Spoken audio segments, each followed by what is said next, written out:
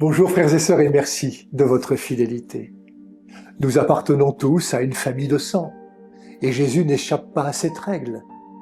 Sa mère, Marie et ses frères sont là, dehors, inquiets pour lui. Ils savent que certains chefs religieux menacent sa vie. Leur inquiétude est naturelle, le signe d'un amour familial sincère. Pourtant, l'Évangile nous présente une autre scène, une foule rassemblée autour de Jésus, attentive à son enseignement. Et cette foule, Jésus la regarde comme sa véritable famille. Voici alors la bonne nouvelle de l'Évangile.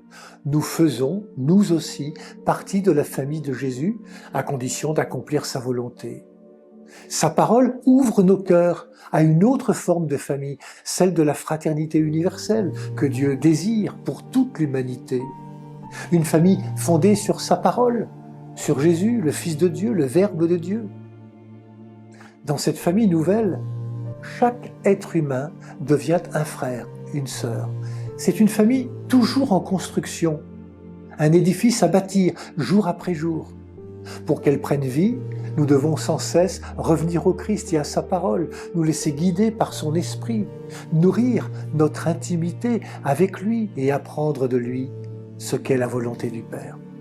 Le chrétien est donc appelé à vivre deux attitudes essentielles: honorer son père et sa mère et accomplir la volonté de Dieu. Par le baptême, nous avons reçu une nouvelle appartenance, celle de la famille du Seigneur, de la grande fraternité des enfants de Dieu. En Christ, nous ne sommes jamais orphelins. Apprenons à marcher à sa suite comme de véritables frères et sœurs dans la joie de travailler avec lui à la vigne du Seigneur. Ensemble, prions. Père, toi qui as envoyé ton Fils parmi nous, né au cœur d'une famille humaine, nous te rendons grâce pour la famille que tu nous donnes. Tu fais de nous en Jésus tes enfants bien-aimés.